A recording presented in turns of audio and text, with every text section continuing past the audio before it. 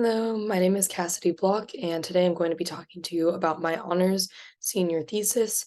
It's titled Navigating Womanhood, a Study on Self-Directed Education in 18th Century Women's Literature.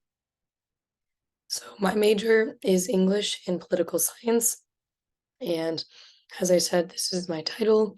So my thesis is broken up into four sections based on the four 18th century novels I chose. The first section surveys Frances Burney's novel Evelina, or the history of a young lady's entrance into the world.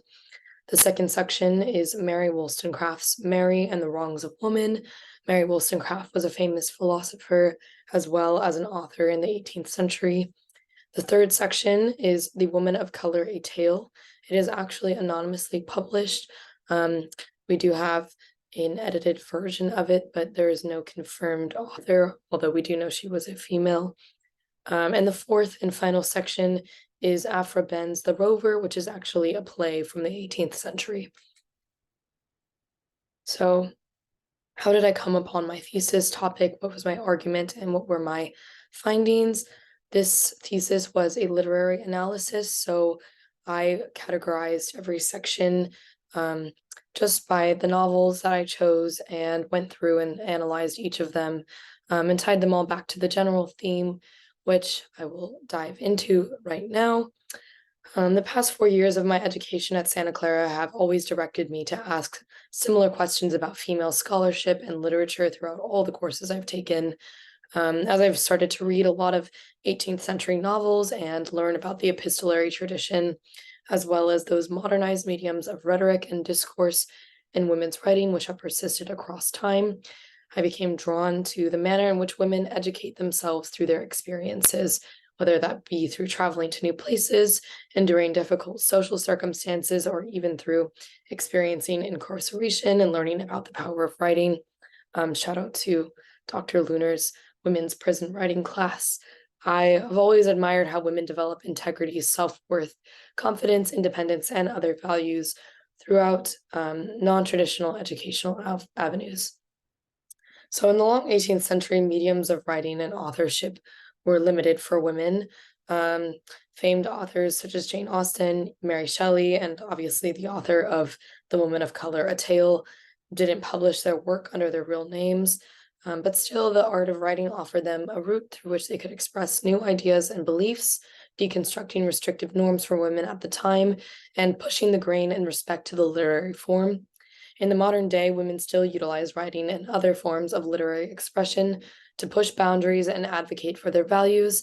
This is something that I have discovered in my own disciplines, specifically political science and philosophy. These are both subjects I include in my thesis.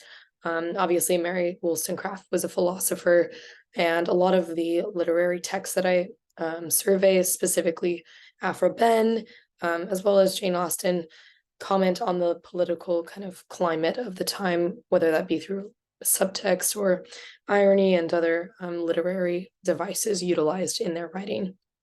So as I've read literature just throughout my time in college, as well as the four texts I chose for my thesis, I observe a common thread of experiential learning and how it has shaped the heroines, political figures, and female thinkers of the long 18th century as well as today.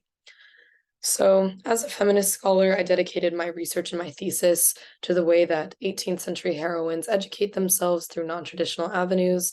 They learn life skills, self-esteem, and integrity through experiences rather than a traditionally text-based education, as this was not available to them during that time.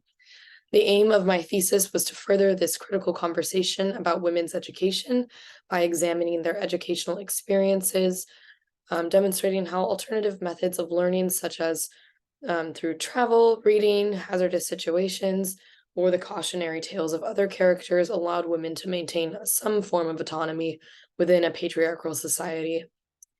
As a woman myself, I've witnessed the ever-changing upheaval of social and political occurrences that have affected my own identity.